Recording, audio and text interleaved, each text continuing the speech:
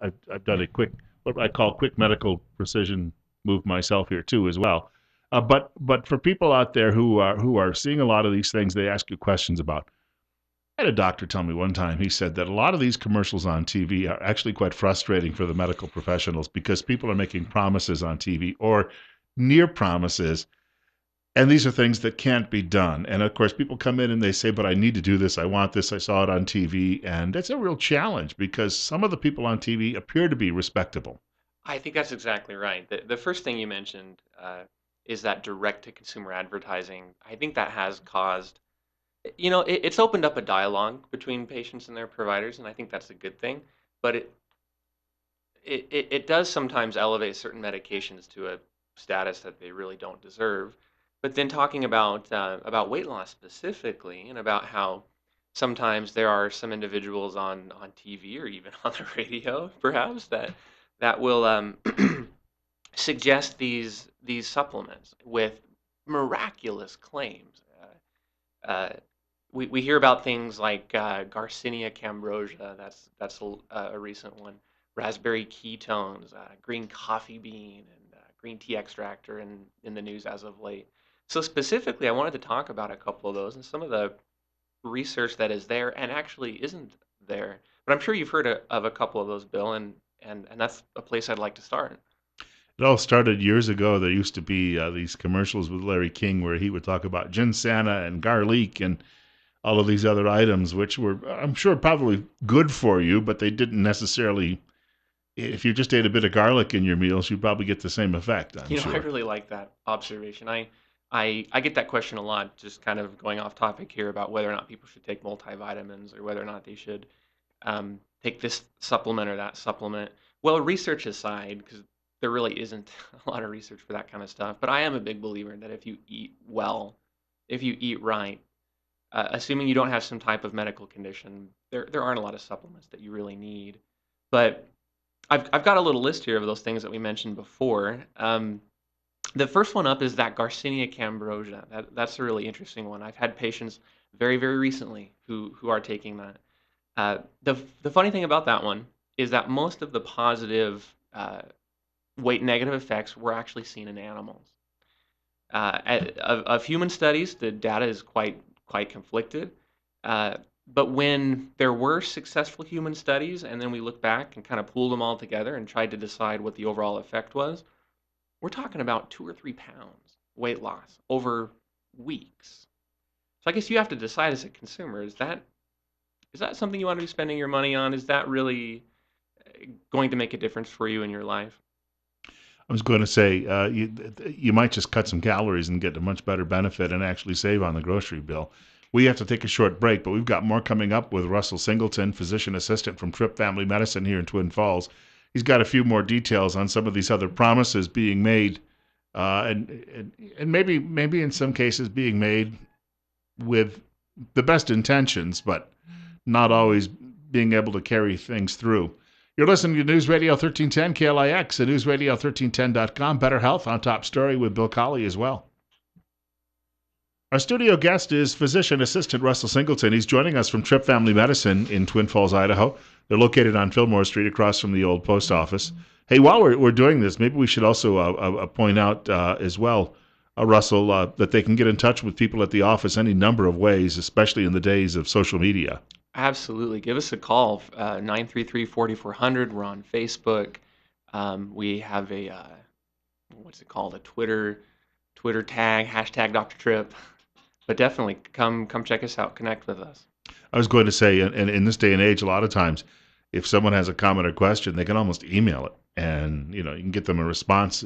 As long as they're not in a death type situation, or whether they're threatened with something like that, some issue that they have, they're not feeling well or whatever. Quick email to the office, they can get a response. Well, we've handled a lot of little emergencies in the office. Now we're not an emergency room, so if you feel like it's the life or death thing, we encourage you to go to the ER. But we stitch people up all the time. Chest pain, other things that you think you might go to the ER. You don't want to wait around 3 or 4 hours. Definitely give us a call. Absolutely. I was going to say, we've been talking a little bit about dietary supplements and the like. and the fact that a lot of these are being promoted by people who seem to be authorities. And you shared one with us in the last segment of the program, and of course, disappointing results coming out of the lab on it. You got a few more though, because it seems there's no end to these things Yeah, anymore. and unfortunately, or fortunately, it's more bad news actually. The next one up on the chopping block are the raspberry ketones. There are no human studies for raspberry ketones, none. At least some of these other ones do show a modest weight loss effect in humans, but this one is totally bunk. Maybe in rats or in isolated rat fat cells, there are some metabolic changes, but as far as human studies, there aren't any. So definitely pass on that one.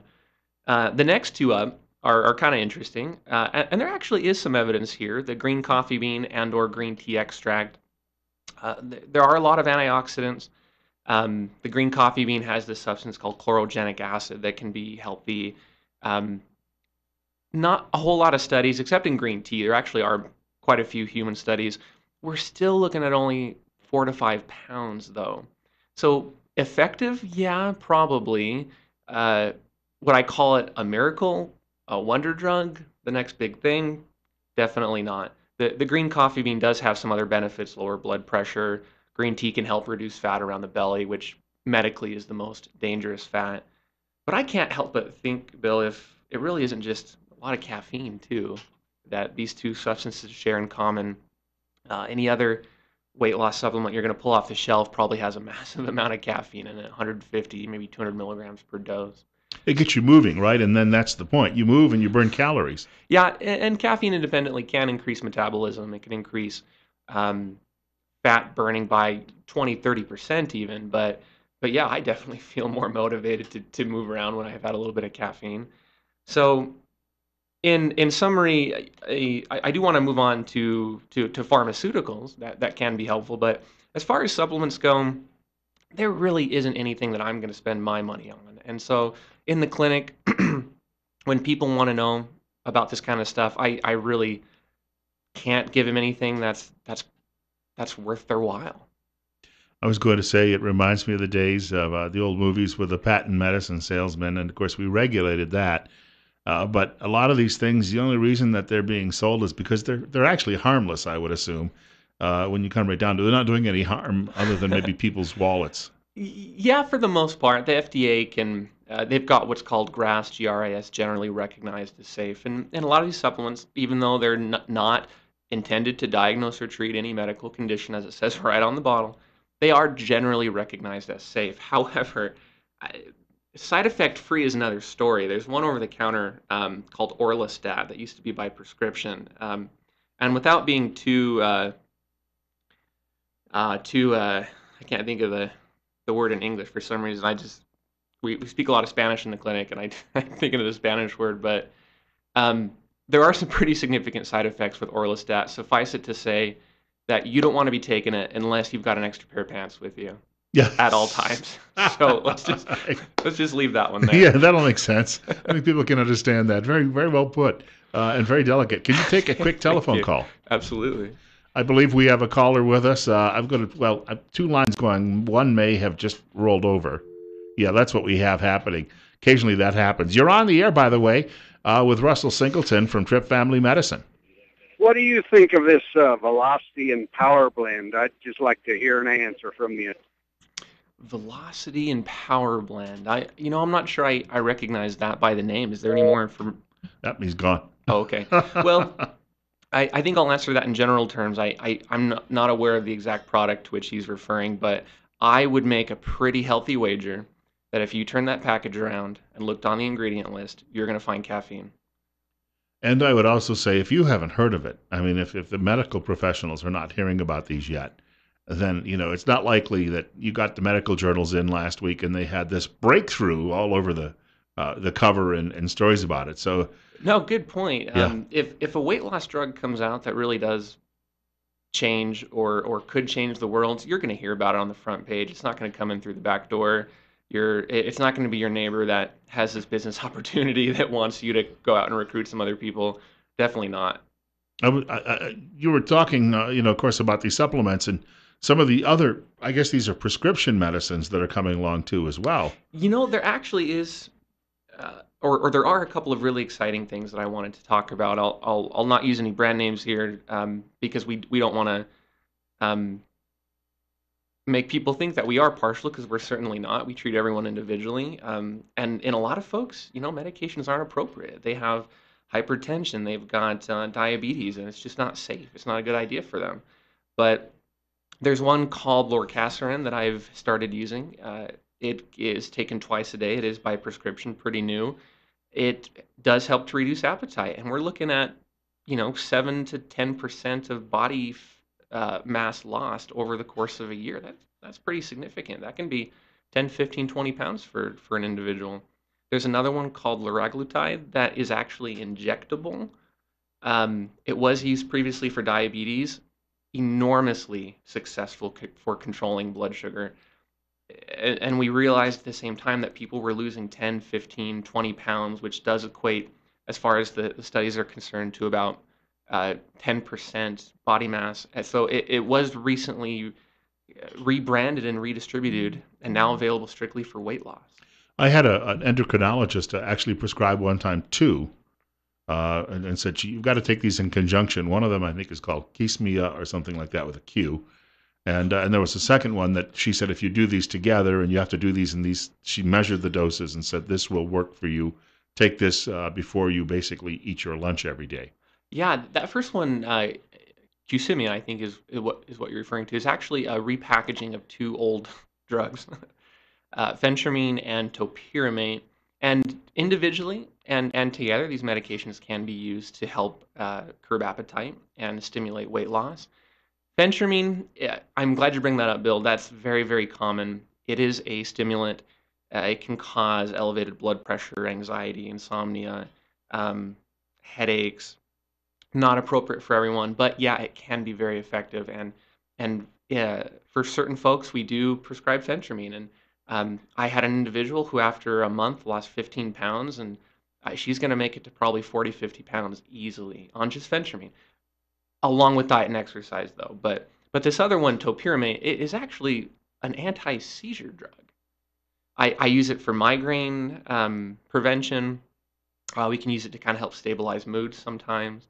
But yeah, it is weight negative, is what we say, and it has been shown to help people lose weight. Do you have some other things on the list too as well? As far as supplements, there are a couple that I wanted to get to. We might not have time to today. There's a fiber supplement called glucomannan that actually seems to be the most effective of all the nutraceuticals, of all the food supplements. It's very similar to what's readily available over the counter in Metamucil, which is psyllium husk.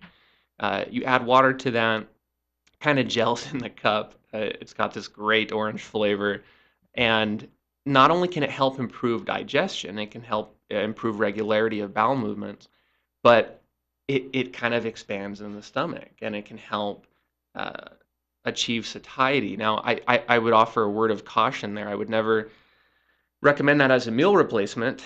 And things like that, laxatives, fiber supplements, that can get out of hand, and it can be abused quite easily, especially by young people. So I would give that caution. But for someone who's on a calorie restricted diet, they're really close to their goal, but they just have those hunger pangs.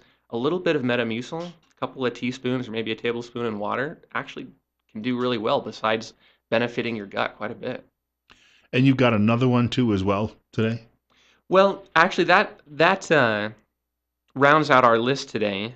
But as far as the pharmaceuticals go, I wanted to emphasize one more, I think, and that's one that combines a medication called bupropion. Now, bupropion has been used for a lot of things. Smoking cessation. It's actually an antidepressant medication.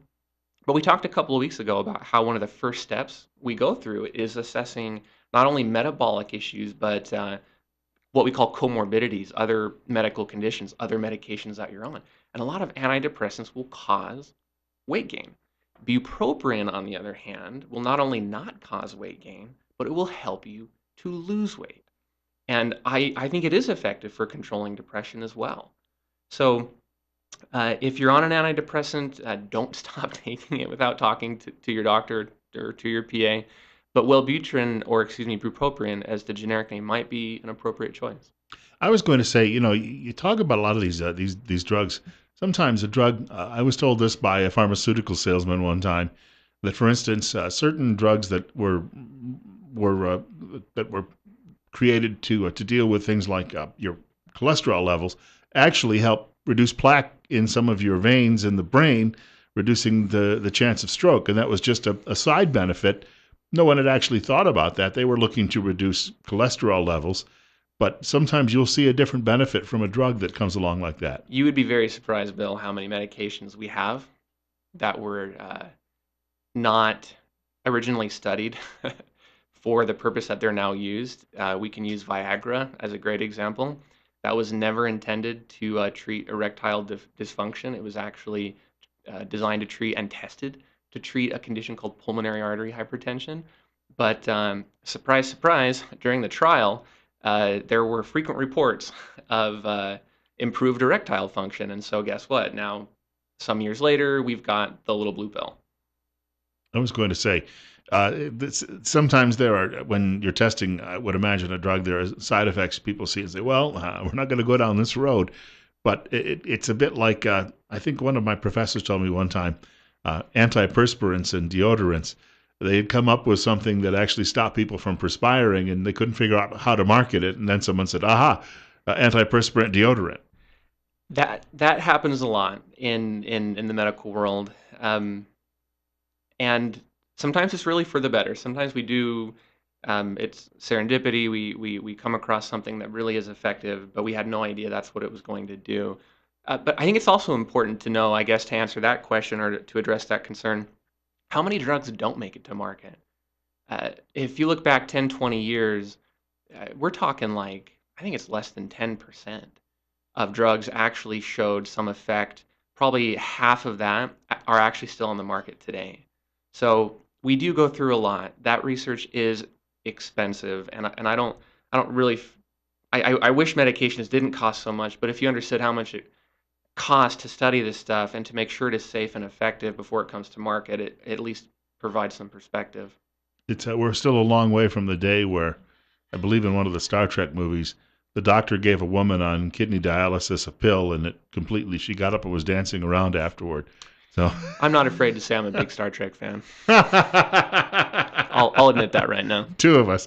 Well, thank you for coming by today. I guess we'll see the doctor next week, and then we'll see you again in a couple of weeks. Absolutely. Russell Singleton is a physician assistant, and of course, he is with Tripp Family Medicine here in Twin Falls, located on Fillmore Street across from the old post office. Well, the main post office, we should put it that way. I don't know if we could really call it old or not. We do want to point out, of course, that next week you'll have an opportunity to question the doctor. He's going to be talking about bleeding gums and the like and what that could mean about your health and some things that you might be concerned about. In fact, he'll bring along someone who'll be able to directly, from a periodontal perspective, directly address that. In the meantime, we've got news coming up next from Fox. It's 9 o'clock. Bill Colley with you on Top Story on News Radio 1310 KLIX.